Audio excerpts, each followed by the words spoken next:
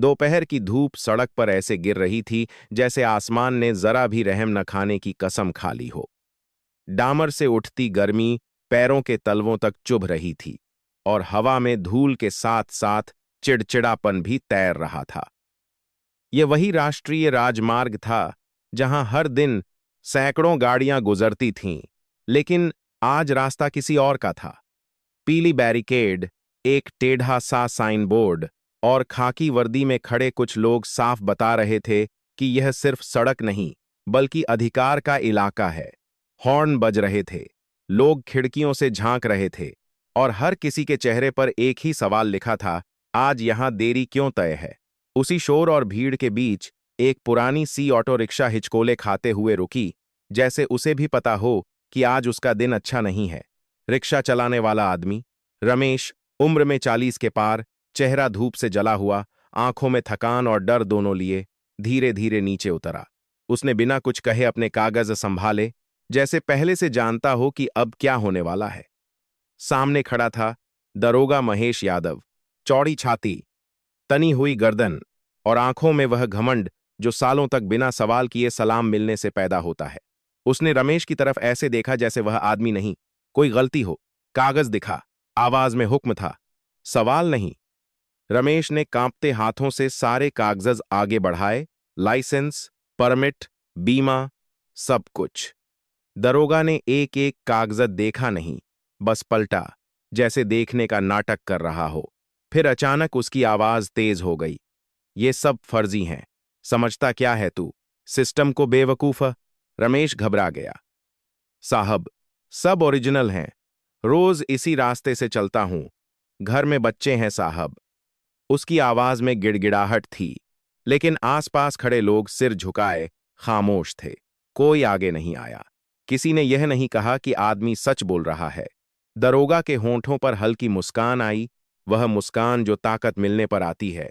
ज्यादा चालाकी मत दिखा, 5,000 निकाल, नहीं तो 20,000 का चालान काट दूंगा। यहीं सड़क के एक किनारे थोड़ी दूरी पर एक लड़की खड़ी थी। सादा सलवार कुर्ता, कंधे पर हल्का सा दुपट्टा, न चेहरे पर मेकअप, न किसी तरह का दिखावा। उसका नाम कविता राव था, लेकिन उस वक्त कोई यह नहीं जानता था। वह न रमेश को जानती थी, न दरोगा को। वह भी भीड़ का ही हिस्सा थी। फर्क सिर्फ इतना था कि उसकी आंखें सब कुछ बहुत ध्यान से देख रही थीं। जब रमेश की आवाज और पतली हो गई, जब उसने कहा कि इतना पैसा देने से उसका परिवार सड़क पर आ जाएगा, तब भी कविता चुप रही। वह देख रही थी कि कैसे बाकी लोग अपने अपने फोन निकालकर मैसेज टाइप कर रहे थे, लेकिन सामने खड़े अन्याय को रोकने के लिए कोई कदम आगे नहीं बढ़ा रहा था। दरोगा ने पास खड़े सिपाही को इशारा किया और सिपाही ने रमेश को हल्का सा धक्का दिया। वह धक्का बहुत बड़ा नहीं था, लेकिन उसका मतलब बहुत गहरा था। वही पल था जब कविता ने कदम आगे बढ़ाया। उसकी आवाज ऊंची नहीं थी, लेकिन साफ थी। आप ऐसा नहीं कर सकते, उसके सारे कागजात सही हैं।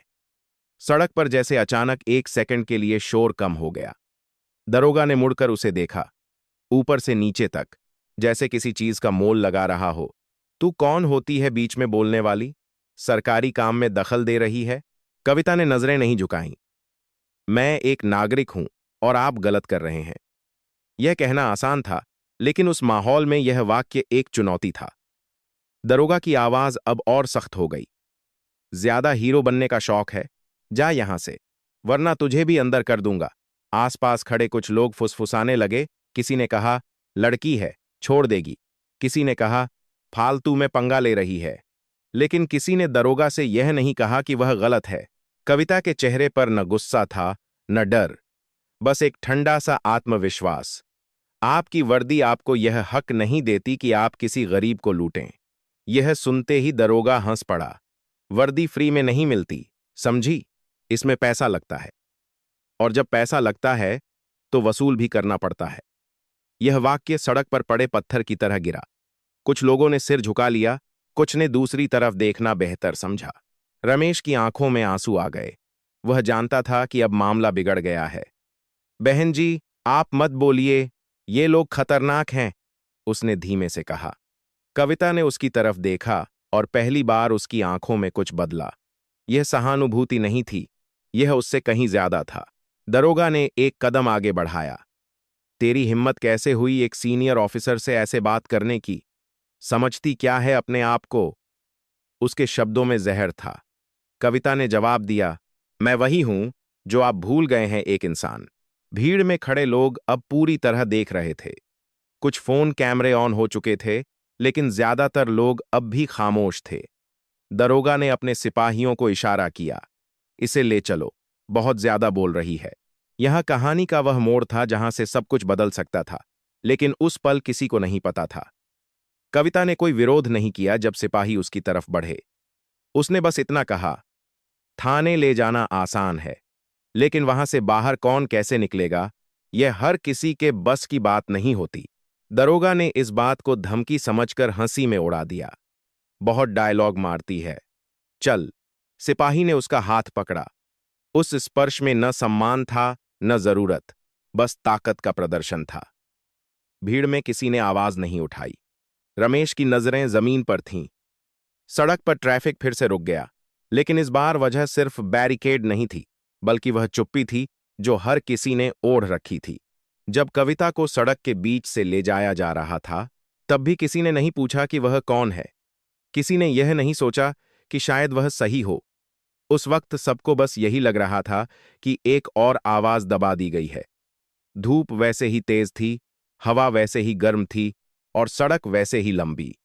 फर्क सिर्फ इतना था कि अब उस सड़क पर सिर्फ गाड़ियां नहीं रुकी थीं, इंसानियत भी ठहर गई थी। जब कविता को सड़क के बीच से ले जाया जा रहा था, तब भीड़ का शोर धीरे धीरे पीछे छूटता जा रहा था, लेकिन उसकी गूंज उसके कानों में बनी रही। हर कदम के साथ उसे यह एहसास हो रहा था कि यह सिर्फ एक लड़की को पकड़कर ले जाने की बात नहीं है, बल्कि उस चुप्पी को इनाम दिया जा रहा है जो उसने कुछ देर पहले देखी थी। पुलिस की गाड़ी पास खड़ी थी, धूप में उसका शीशा चमक रहा था, और उस चमक में कविता ने अपने चेहरे की परछाई देखी, शांत लेकिन सख्त। सिपाही ने दरवाजा खोला, बिना कुछ कहे इशारा किया, और कविता अंदर बैठ गई। किसी ने उससे यह नहीं पूछा कि वह कौन है, कहां जा रही थी, या उसका कसूर क्या है। उस पल उसका कसूर बस इतना था कि उसने सवाल पूछा था। गाड़ी आगे बढ़ी तो सड़क के किनारे खड़े लोग छोटे होते चले गए। रमेश वहीं खड़ा रह गया, उसकी मुट्ठियां भींची हुई थीं, आंखों में डर और अपराध बोध दोनों। वह जानता था कि उसने कुछ नहीं किया, लेकिन यह भी जानता था कि वह कुछ कर भी नहीं सका। गाड़ी के अंदर हवा भारी थी। दरोगा महेश यादव सामने वाली सीट पर बैठा था। उसकी पीठ तनी हुई थी, जैसे वह किसी जीत का जश्न मना रहा हो। देखा, उसने पीछे मुड़कर कहा, ज्यादा हीरो बनने का नतीजा यही होता है। कविता ने खिड़की से बाहर देखा। सड़क, पेड़, दुकानें, सब कुछ सामान्य लग रहा था, जैसे दुनिया को इस बात से कोई फर्क ही न पड़ा हो कि अभी अभी एक गलत काम हुआ है। यही बात सबसे ज्यादा चुभ रही थी। वह जानती थी कि अगर वह चाहे तो अभी सब कुछ बदल सकता है। एक फोन कॉल, एक नाम, और तस्वीर साफ हो सकती है, लेकिन उसने ऐसा नहीं किया। उसके भीतर कोई चीज उसे रोक रही थी। यह डर नहीं था, यह इंतजार था। दरोगा की आवाज फिर गूंजी, तू बहुत पढ़ी लिखी बनने की कोशिश कर रही थी, असलियत नहीं पता क्या सिस्टम की। उसके शब्दों में मजाक था, लेकिन उसके पीछे धमकी छुपी हुई थी। कविता ने शांति से कहा, सिस्टम लोगों से बनता है, और जब लोग गलत करते हैं तो सिस्टम भी गलत दिखता है। यह जवाब दरोगा को पसंद नहीं आया। उसने हंसते हुए कहा, बहुत ज्ञान है, थाने में उतर जाएगा। गाड़ी थाने की तरफ मुड़ी तो वहां का माहौल पहले से अलग था। कुछ सिपाही बाहर खड़े थे। उन्होंने गाड़ी को आते देखा और सीधा खड़े हो गए। दरोगा ने उतरते हुए आदेश दिया, इसे अंदर ले जाओ। कविता उतरी, उसके कदम स्थिर थे। भीतर जाते समय उसने देखा कि दीवारों पर बड़े बड़े पोस्टर लगे थे, कानून और नियमों की बातें लिखी थीं, और उसे लगा जैसे वे शब्द उसे चुपचाप देख रहे हों, सवाल कर रहे हों कि क्या वे सच में यहां लागू होते हैं। अंदर एक कमरे में उसे बैठाया गया। कुर्सी ठंडी थी, लेकिन माहौल नहीं। दरोगा सामने खड़ा था। उसके चेहरे पर अब भी वही आत्मविश्वास था। नाम? उसने पूछा। कविता ने कहा, कविता राव। काम? एक नागरिक। यह सुनकर कमरे में बैठे सिपाहियों में हल्की सी हंसी फैल गई। दरोगा ने मेज पर हाथ मारा। मजाक मत कर, यहां थाने में बैठी है। कविता ने बिना आवाज ऊंची किए कहा। मैं मजाक नहीं कर रही। कुछ देर तक सवाल जवाब ऐसे ही चलते रहे। बेकार के आरोप, खोखली धमकियां। दरोगा बार बार यह जताने की कोशिश कर रहा था कि वह ताकतवर है, कि उसके हाथ लंबी पहुंच रखते हैं। तेरे जैसे बहुत देखे हैं, उसने कहा। थोड़ा अंदर रखो, अकड़ अपने आप निकल जाती है। कविता ने पहली बार उसकी आंखों में सीधे देखा और कहा, अकड़ तब निकलती है जब इंसान गलत हो। इसी बीच बाहर थाने के गेट के पास एक युवक चुपचाप अपना फोन देख रहा था। वही युवक जिसने सड़क पर वीडियो बनाया था। उसने वह वीडियो सोशल मीडिया पर डाल दिया था, बिना किसी बड़े कैप्शन के, बस वही जो दिख रहा था। मिनटों में कमेंट आने लगे। किसी ने सवाल किया, किसी ने गुस्सा जताया, किसी ने शेयर किया। वीडियो धीरे धीरे फैलने लगा। अंदर कमरे में किसी को इसका अंदाजा नहीं था। दरोगा अपनी ही दुनिया में था। उसने सिपाही को इशारा किया, इसे लॉकअप में डाल दो।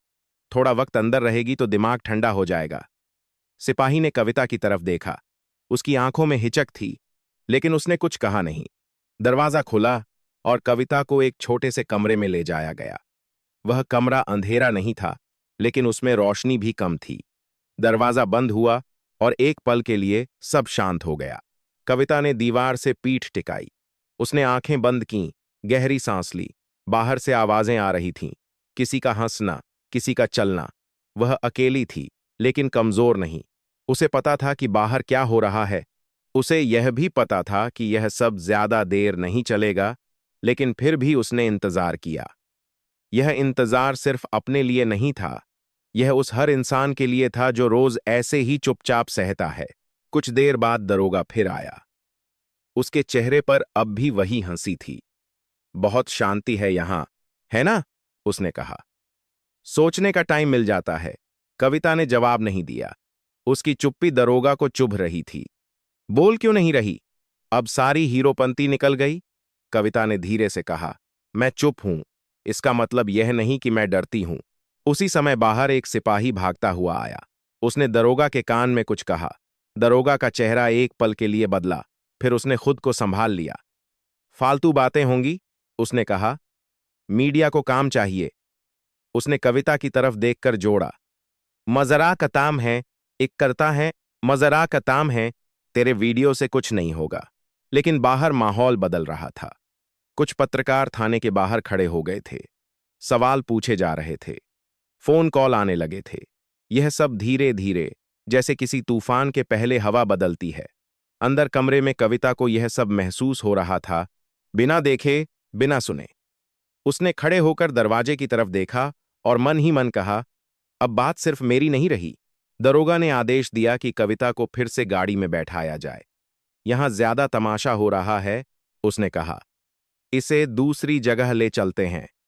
यह फैसला उसी जल्दबाजी में लिया गया था जिसने पहले उसे सड़क पर गलत कदम उठाने पर मजबूर किया था। जब कविता को बाहर लाया गया, तब उसने देखा कि गेट के बाहर कुछ कैमरे चमक रहे थे। सवालों की आवाजें आ रही थीं। किसी ने पूछा, आपको क्यों पकड़ा गया? किसी ने पूछा, क्या आप आर्मी से हैं? कविता ने कुछ नहीं कहा। वह जानती थी कि हर शब्द का वजन होता है, और अभी सही वक्त नहीं आया था। गाड़ी फिर चली। इस बार रास्ता लंबा लग रहा था। दरोगा खिड़की से बाहर देख रहा था। उसके चेहरे पर बेचैनी साफ दिखने लगी थी, हालांकि वह उसे छुपाने की कोशिश कर रहा था। कविता ने उसकी बेचैनी को देखा और पहली बार उसे लगा कि उम्मीद सिर्फ एक भावना नहीं होती, वह एक प्रक्रिया होती है। गाड़ी हाईवे की तरफ बढ़ रही थी और दूर से शोर सुनाई देने लगा था, कैमरों का, लोगों का, सवालों का। कविता ने अपनी आंखें बंद कीं और मन ही मन कहा, अब यह कहानी सिर्फ थाने की 4 दीवारों तक सीमित नहीं रही। यह सड़क पर लौट रही थी, लेकिन इस बार हालात बदल चुके थे। गाड़ी हाईवे की तरफ बढ़ रही थी और जैसे जैसे शहर पीछे छूटता गया, हवा में एक अजीब सी बेचैनी घुलती चली गई। बाहर का शोर अभी दूर था, मगर उसकी आहट साफ महसूस हो रही थी, जैसे कोई लहर धीरे धीरे किनारे की तरफ खिसक रही हो। कविता पीछे वाली सीट पर बैठी थी। उसके हाथों पर हथकड़ी नहीं थी, लेकिन उसके चारों तरफ जो निगाहें थीं, वे उससे भी भारी थीं। वह खिड़की से बाहर देख रही थी। तेज धूप, भागती हुई परछाइयां, सड़क के दोनों किनारों पर बिखरी दुकानें और दूर दूर तक फैला हुआ हाईवे जो हर किसी को कहीं ना कहीं पहुंचा देता है। बस फर्क इतना होता है कि कुछ लोग अपनी मर्जी से जाते हैं और कुछ लोगों को घसीट कर ले जाया जाता है। दरोगा महेश यादव सामने बैठा था। उसकी गर्दन बार बार घूम रही थी। वह जैसे हर आने जाने वाली गाड़ी में खतरा तलाश रहा हो। उसके साथ बैठा विक्रम चुप था, मगर उसकी उंगलियां लगातार अपनी वर्दी की जेब के किनारे से खेल रही थीं, जैसे वह खुद को संभालने की कोशिश कर रहा हो। दरोगा ने अचानक पीछे मुड़कर कविता की तरफ देखा और उसकी आवाज में वही पुरानी अकड़ लौट आई, लेकिन इस बार उसमें एक हल्की सी झल्लाहट भी थी। अभी भी चुप है, उसने कहा। लगता है बहुत बड़ा बनना चाहती है। कविता ने उसकी तरफ नजर उठाई और फिर बिना किसी दिखावे के शांत स्वर में बोली, चुप रहना कमजोरी नहीं होता।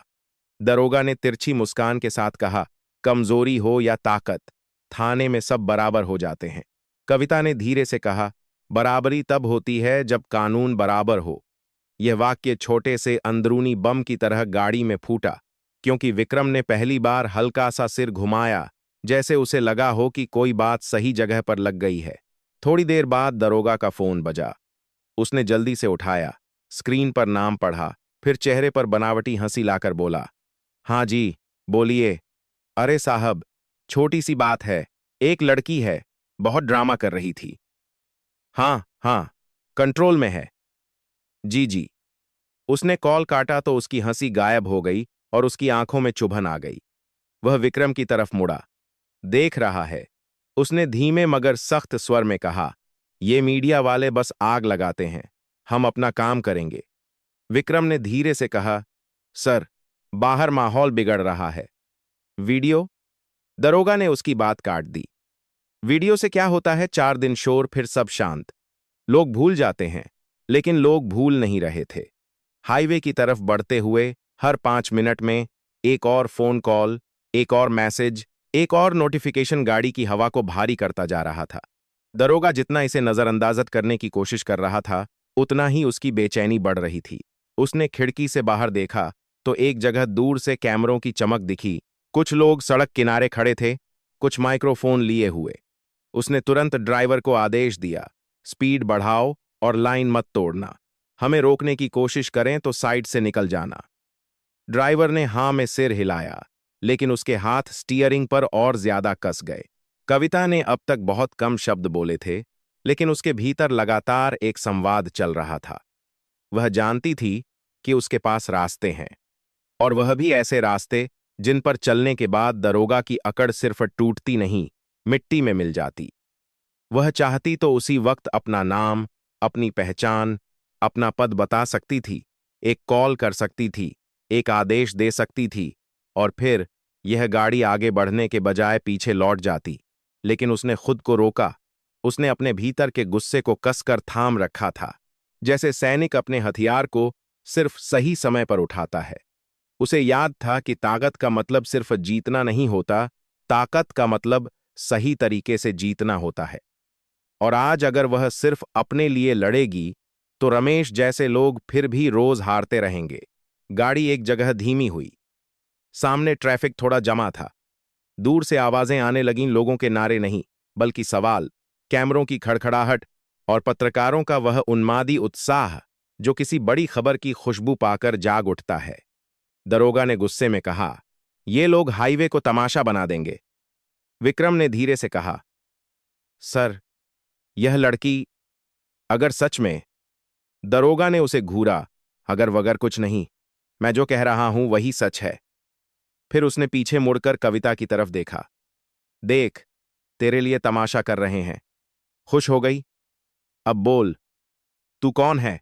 कविता ने पहली बार एक लंबी सांस ली, जैसे उसने भीतर की धड़कनों को एक कतार में खड़ा कर दिया हो। उसने कहा, आपको जानना है तो जानिए, लेकिन उसके लिए आपको कुछ और भी जानना होगा। दरोगा हंसा। क्या जानना होगा? कविता ने उसकी आंखों में देखते हुए कहा, यह कि किसी गरीब को लूटना और किसी लड़की को अपमानित करना दोनों ही अपराध हैं, और अपराध का अंत हमेशा एक जैसा नहीं होता। दरोगा ने दांत पीसते हुए कहा, बहुत बड़े बड़े शब्द बोल रही है। मुझे डराने की कोशिश मत कर। मैं ऐसा केस डालूंगा कि अदालत का दरवाजा घिस जाएगा, पर तू बचेगी नहीं।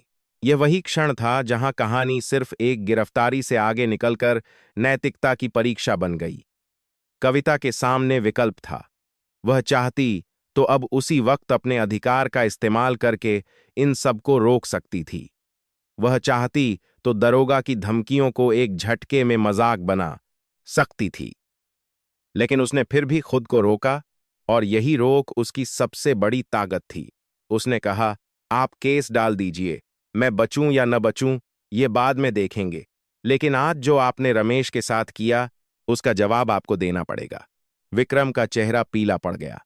उसने धीमे से कहा, सर, रमेश की कोई गलती नहीं थी।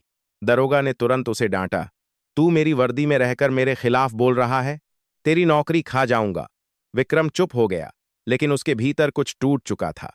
वह पहली बार समझ रहा था कि डर के साथ जीना सिर्फ नागरिकों की मजबूरी नहीं, पुलिस के भीतर भी कई लोग इसी डर में फंसे होते हैं। गाड़ी आगे बढ़ी और अब सामने साफ दिखने लगा कि हाईवे के एक हिस्से पर भीड़ जमा है।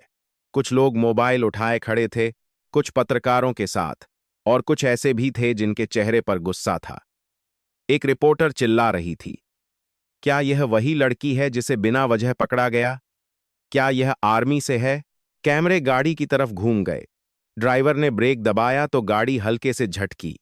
दरोगा ने शीशा थोड़ा नीचे किया और चिल्लाया, हटो यहां से, सरकारी काम में बाधा मत बनो।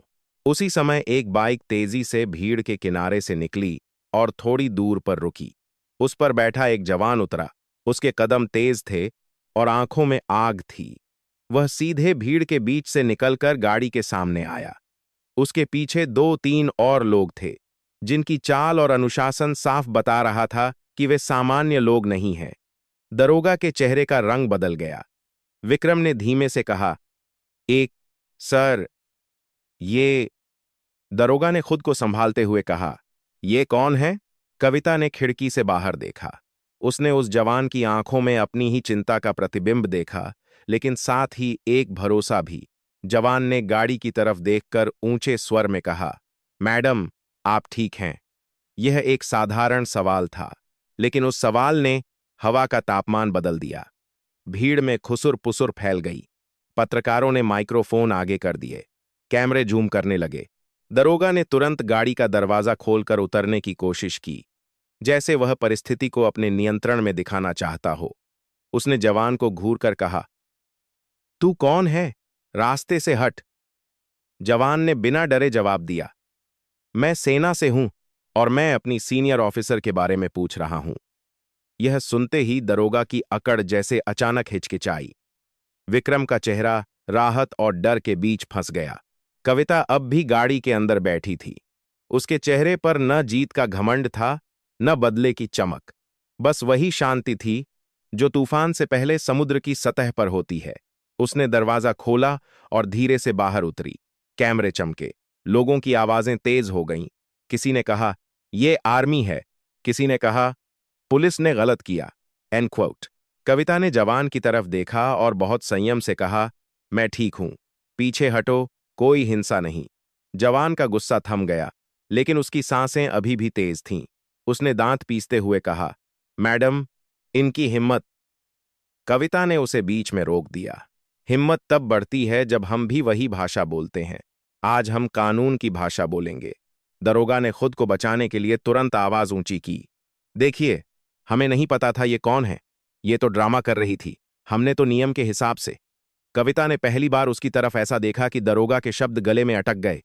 कविता ने शांत मगर काटदार स्वर में कहा, नियम के हिसाब से। आपने एक गरीब से पैसे मांगे, आपने सार्वजनिक जगह पर एक महिला को अपमानित किया, आपने अपने पद का इस्तेमाल करके डर फैलाया। यह नियम है या जुल्म? भीड़ में सन्नाटा छा गया। पत्रकारों की उंगलियां रिकॉर्ड बटन पर स्थिर थीं। विक्रम ने धीरे से सिर झुका लिया।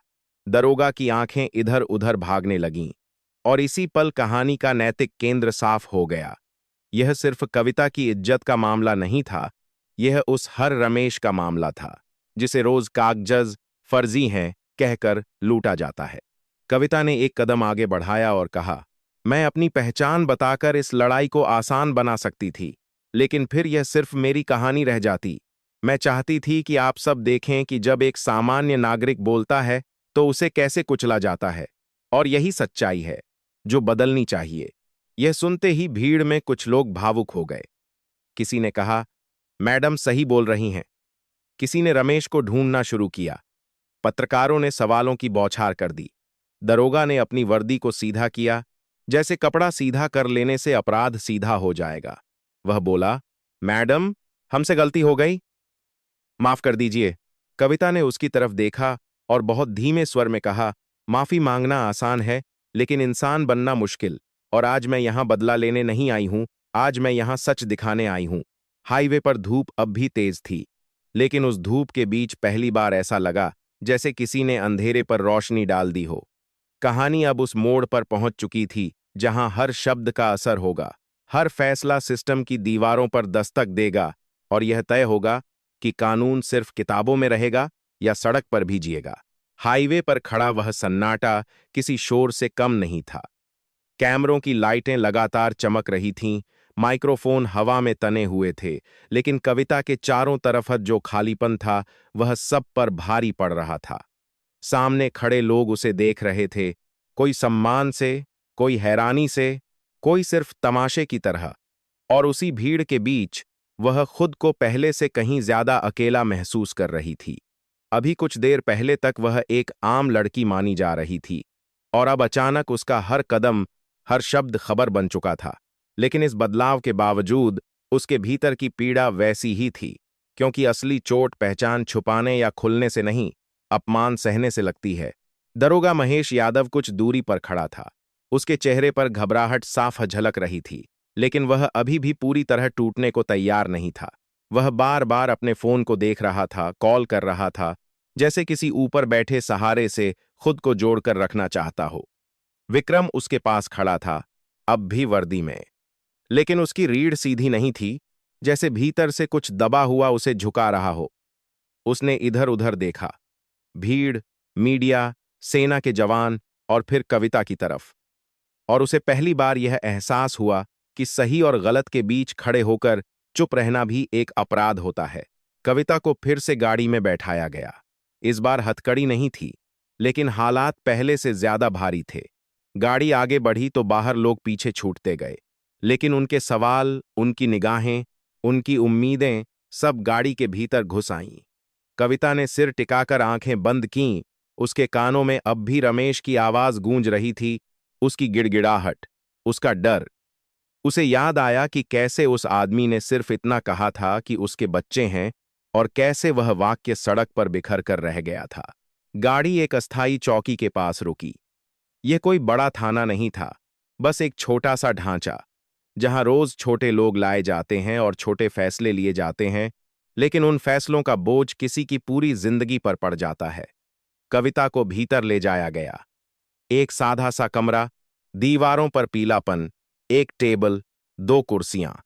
यहां न कैमरे थे, न भीड़, और शायद यही सबसे कठिन हिस्सा था, क्योंकि जब देखने वाला कोई न हो तब सहने की परीक्षा असली होती है। कमरे में बैठते ही एक अफसर आया, उम्र में महेश से थोड़ा बड़ा, आवाज में थकान। उसने औपचारिक लहजे में सवाल पूछे, नाम, पता, वजह। कविता ने सबका जवाब दिया, बिना किसी नाटकीयता के। उसने यह नहीं बताया कि वह कौन है, उसने सिर्फ वही कहा जो एक नागरिक कह सकता था। अफसर ने एक पल के लिए उसकी तरफ देखा, जैसे उसे समझने की कोशिश कर रहा हो। फिर उसने फाइल बंद कर दी और बाहर चला गया। दरवाजा बंद हुआ, और फिर वही खामोशी। वक्त धीमा हो गया। बाहर कहीं से चाय की आवाज आई, किसी के हंसने की आवाज, किसी के चलने की आहट। कविता कुर्सी पर बैठी रही। उसकी पीठ में हल्का दर्द था, आंखों में जलन, और दिमाग में सवाल, क्या सही रास्ता चुनना हमेशा इतना ही अकेला होता है? क्या हर बार सच बोलने की कीमत चुपचाप चुकानी पड़ती है? उसे अपने प्रशिक्षण के दिन याद आए, वह दिन जब सिखाया गया था कि सबसे मुश्किल हालात में भी संयम ही सबसे बड़ा हथियार होता है। आज वही संयम उसे थामे हुए था, वरना यह अपमान, यह इंतजार, यह अनिश्चितता किसी को भी तोड़ सकती थी। कुछ देर बाद दरोगा महेश यादव कमरे में आया। इस बार उसकी चाल में वह अकड़ नहीं थी, लेकिन उसकी आंखों में अभी भी जिद थी। उसने कुर्सी खींची और बैठ गया। मैडम, उसने शब्द को जोर देकर कहा, बात बहुत बढ़ गई है। मीडिया, ऊपर से फोन, सब गड़बड़ हो गया है। कविता ने उसकी तरफ देखा, बिना किसी भाव के। महेश ने आगे कहा, अगर आप चाहें तो इसे यहीं खत्म किया जा सकता है। आप कह दीजिए कि सब गलतफहमी थी। कविता के होंठों पर हल्की सी मुस्कान आई, लेकिन वह मुस्कान राहत की नहीं थी। गलतफहमी? उसने शांत स्वर में पूछा, क्या रमेश से पैसे मांगना भी गलतफहमी थी? क्या सड़क पर मुझे अपमानित करना भी गलतफहमी थी? महेश ने कुर्सी पर खिसकते हुए कहा, देखिए, सिस्टम ऐसे ही चलता है, थोड़ा बहुत हो जाता है। कविता ने उसकी आंखों में देखते हुए कहा, थोड़ा बहुत जुल्म भी जुल्म ही होता है। महेश चुप हो गया। कुछ पल ऐसे गुजरे जैसे कमरे की दीवारें भी सांस रोककर खड़ी हों। बाहर से आवाज आई कि कोई सीनियर अफसर फोन पर है। महेश ने उठकर फोन लिया, बात की। उसके चेहरे का रंग बदलता गया। वह लौटा तो उसकी आवाज में वह ताकत नहीं थी। आपको थोड़ी देर यहीं रहना होगा, उसने कहा। ऊपर से ऑर्डर है। दरवाजा फिर बंद हुआ। कविता अकेली रह गई। यह अकेलापन शारीरिक नहीं था, यह मानसिक था। उसे पता था कि बाहर बहुत कुछ हो रहा है, लेकिन वह उस सब से कट गई थी। यही वह बिंदु था जहां सबसे ज्यादा सहनशक्ति चाहिए होती है। जब इंसान जानता है कि सच उसके साथ है, फिर भी उसे इंतजार करना पड़ता है। उसने अपनी हथेलियों को देखा, उन्हें भींचा, फिर खोला। वह खुद को याद दिला रही थी कि यह लड़ाई सिर्फ उसके सम्मान की नहीं, उस हर इंसान की है जिसे रोज सिस्टम कुचल देता है। विक्रम बाहर खड़ा था। उसने कई बार दरवाजे की तरफ देखा, फिर नीचे नजरें झुका लीं। उसके भीतर एक संघर्ष चल रहा था। वह जानता था कि महेश गलत है, वह जानता था कि कविता सही है, लेकिन वह यह भी जानता था कि बोलने की कीमत क्या होती है। उसे अपने परिवार का ख्याल आया, अपनी नौकरी का, अपनी मजबूरियों का। फिर उसे रमेश का चेहरा याद आया, और अचानक उसे लगा कि अगर वह आज भी चुप रहा तो वह हमेशा के लिए गलत के साथ खड़ा रहेगा। कुछ समय बाद दरवाजा फिर खुला। इस बार दो सीनियर अफसर थे। उनका लहजा सख्त था, लेकिन उसमें शोर नहीं था। उन्होंने कविता से कुछ सवाल किए, फिर एक दूसरे को देखा। उनमें से एक ने कहा, मैडम, हमें पूरी स्थिति की जानकारी मिल रही है। आपको असुविधा हुई, उसके लिए हमें खेद है। यह माफी आधी अधूरी थी, क्योंकि उसके साथ कोई समाधान नहीं था, लेकिन यह संकेत था कि हवा का रुख बदल रहा है। कविता ने सिर हिलाया। मुझे व्यक्तिगत खेद नहीं चाहिए, उसने कहा। मुझे बस यह जानना है कि रमेश जैसे लोग सुरक्षित रहेंगे या नहीं। अफसर ने जवाब नहीं दिया, लेकिन उसकी चुप्पी में एक स्वीकारोक्ति थी। बाहर शाम उतरने लगी थी। धूप की जगह अब पीली रोशनी थी। चौकी के बाहर मीडिया का जमावड़ा और बढ़ गया था। सवाल तेज थे, लेकिन जवाब अब भी अधूरे।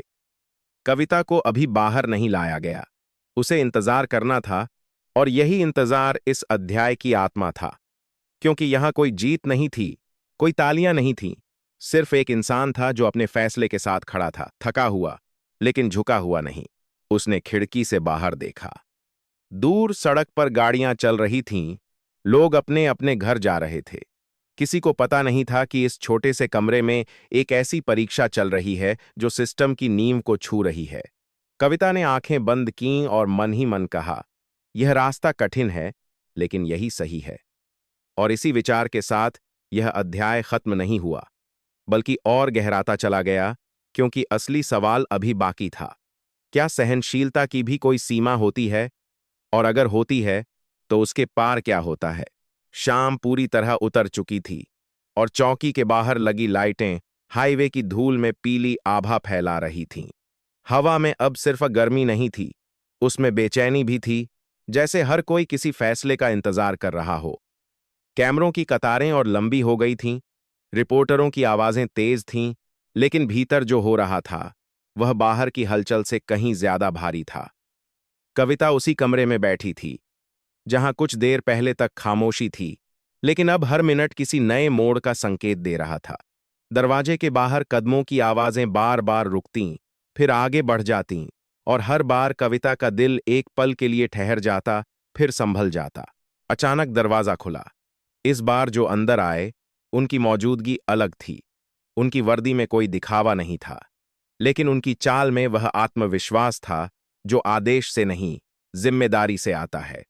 वह सेना के सीनियर अफसर थे और उनके साथ प्रशासन के 2 बड़े अधिकारी भी थे। कमरे का तापमान जैसे एक झटके में बदल गया। महेश यादव, जो थोड़ी देर पहले तक खुद को बचाने के रास्ते तलाश रहा था, अब कोने में खड़ा था। उसकी आंखें नीचे झुकी हुई थीं। सीनियर अफसर ने कविता की तरफ देखा और बहुत संयमित स्वर में कहा, मैडम, हमें पूरी जानकारी मिल चुकी है। आपने जो सहा वह स्वीकार्य नहीं है। यह पहला वाक्य था, लेकिन इसमें सिर्फ सहानुभूति नहीं थी, इसमें जिम्मेदारी भी थी। कविता ने सिर झुकाया, जैसे वह धन्यवाद नहीं, बल्कि प्रक्रिया का सम्मान कर रही हो। फिर वही अफसर महेश की तरफ मुड़ा। उसकी आवाज ऊंची नहीं हुई, लेकिन हर शब्द कमरे में गूंजा। आपने अपनी वर्दी का इस्तेमाल डर पैदा करने के लिए किया। आपने कानून को हथियार बनाया, और यह अपराध है। महेश ने कुछ कहना चाहा, लेकिन शब्द गले में अटक गए। उसने एक बार विक्रम की तरफ देखा, लेकिन वहां से कोई सहारा नहीं मिला। बाहर मीडिया को भनक लग चुकी थी कि कुछ बड़ा होने वाला है। लाइव कैमरे ऑन थे, ब्रेकिंग न्यूज की पट्टियां चलने लगी थीं। अंदर अफसरों ने औपचारिक प्रक्रिया शुरू की। कागज निकले, आदेश पढ़े गए। महेश यादव को तत्काल प्रभाव से निलंबित किया गया। यह सिर्फ एक लाइन थी, लेकिन उस लाइन के साथ उसकी सालों की अकड़, उसका झूठा रुतबा, सब ढह गया। विक्रम को आगे बुलाया गया। उसके चेहरे पर डर और राहत दोनों थे। उससे सवाल पूछे गए, उसने सच बताया। उसकी आवाज कांप रही थी, लेकिन वह रुकी नहीं।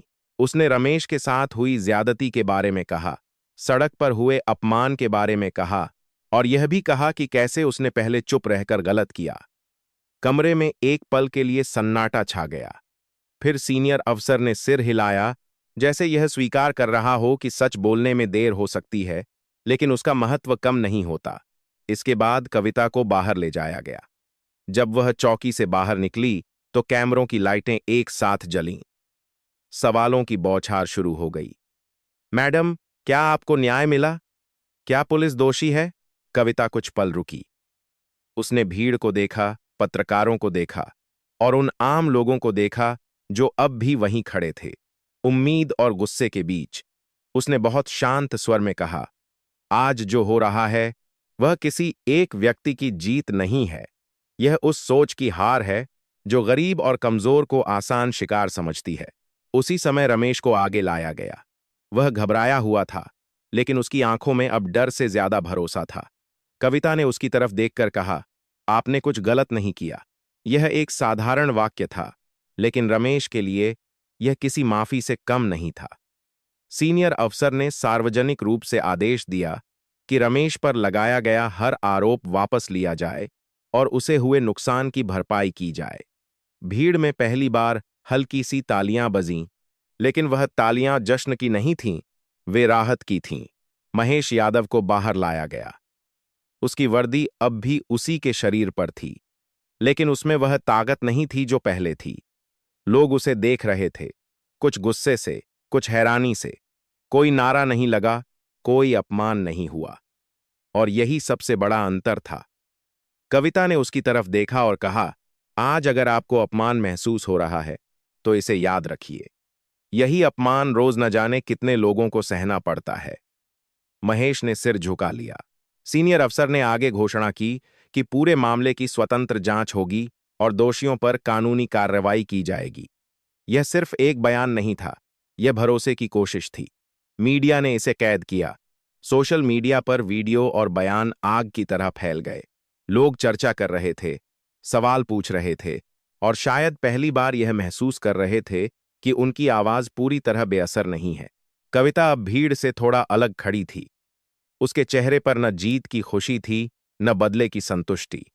बस एक थकान थी, और उसके साथ एक सुकून कि आज उसने अपने गुस्से को नहीं, अपने मूल्यों को आगे रखा। एक रिपोर्टर ने पूछा, मैडम, आपने पहले ही अपनी पहचान क्यों नहीं बताई? कविता ने जवाब दिया, क्योंकि तब यह लड़ाई मेरी रह जाती। मैं चाहती थी कि यह दिखे कि जब एक आम नागरिक बोलता है तो उसके साथ क्या होता है। रात गहरी हो चुकी थी। हाईवे पर ट्रैफिक धीरे धीरे सामान्य होने लगा था।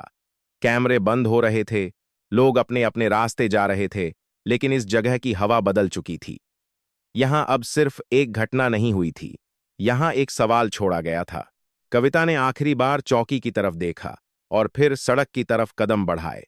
वह जानती थी कि असली काम अभी बाकी है, क्योंकि न्याय सिर्फ सजा से पूरा नहीं होता, वह तब पूरा होता है जब सोच बदलती है। और यह सोच बदलने की प्रक्रिया धीमी होती है, थकाने वाली होती है, लेकिन जरूरी होती है। इसी एहसास के साथ यह अध्याय अपने चरम पर पहुंचा, जहां शक्ति झुक्की नहीं, बल्कि जवाबदेह बनी, और कहानी ने उस मोड़ को छू लिया जहां से वापसी नहीं होती, सिर्फ आगे बढ़ना होता है। रात अब पूरी तरह शहर पर उतर चुकी थी। चौकी की लाइटें पीछे छूट गई थीं, और हाईवे पर चलती गाड़ियों की आवाज एक लंबी सांस की तरह लग रही थी, जैसे दिन भर का तनाव अब धीरे धीरे बाहर निकल रहा हो। कविता अकेली चल रही थी। न कैमरे उसके पीछे थे, न सवाल, न माइक्रोफोन। वही सड़क, वही हवा, लेकिन भीतर कुछ बदल चुका था। यह बदलाव जीत का नहीं था, यह बोझ का हल्का होना था। जैसे किसी ने दिल से एक भारी पत्थर हटा दिया हो, मगर उसकी जगह जिम्मेदारी रख दी हो। उसने आसमान की तरफ देखा। तारे कम थे, लेकिन जो थे वे साफ दिख रहे थे। उसे रमेश याद आया। वही रमेश जो दिन में डरा हुआ खड़ा था, जिसकी आवाज कांप रही थी और जिसकी आंखों में अपने बच्चों का डर था। अब शायद वह अपने घर की तरफ जा रहा होगा, उसी ऑटो रिक्शा में, लेकिन इस बार सिर झुकाकर नहीं, बल्कि सीधा बैठकर। यही सोच कविता की आंखों को नम कर गई, क्योंकि उसे एहसास हुआ कि न्याय हमेशा बड़ी घोषणाओं से नहीं आता। कभी कभी वह किसी गरीब की सीधी होती रीढ़ में दिखता है। थोड़ी दूर आगे एक चाय की दुकान थी। कविता रुक गई। दुकान वाला उसे नहीं जानता था, उसके लिए वह बस एक थकी हुई लड़की थी। उसने चाय का कप हाथ में लिया, गर्म भाप चेहरे से टकराई और उसे लगा जैसे दिन भर का तनाव उसी भाप के साथ उड़ रहा हो। दुकान के पास कुछ लोग आपस में बात कर रहे थे। कोई कह रहा था, आज पुलिस वालों को सही सबक मिला। कोई कह रहा था, काश रोज ऐसा हो। कविता ने कुछ नहीं कहा। उसने सिर्फ सुना और समझा कि लोगों को उम्मीद बहुत छोटी चीजों से भी मिल जाती है।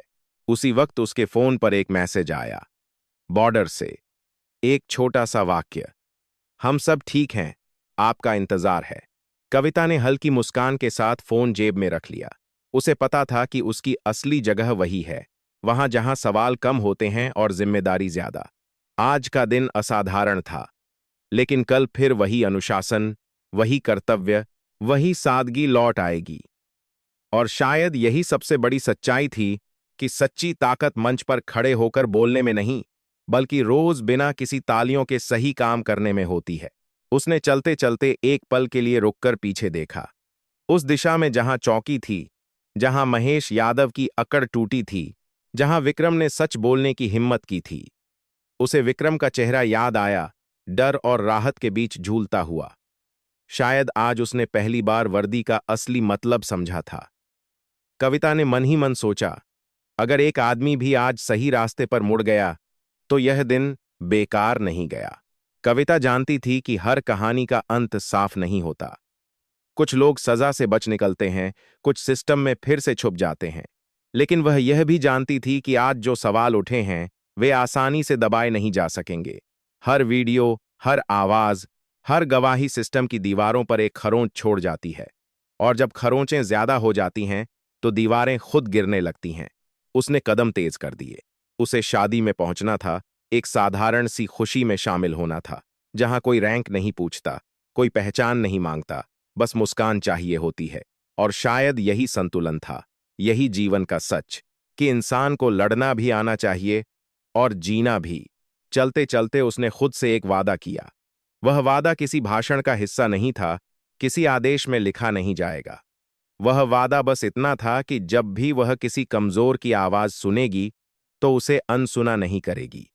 क्योंकि उसने अपनी आंखों से देखा था कि चुप्पी कितनी महंगी पड़ती है। और अब जब आप यह कहानी सुन रहे हैं, तो यह सिर्फ कविता की कहानी नहीं रह जाती, यह आपकी भी कहानी है।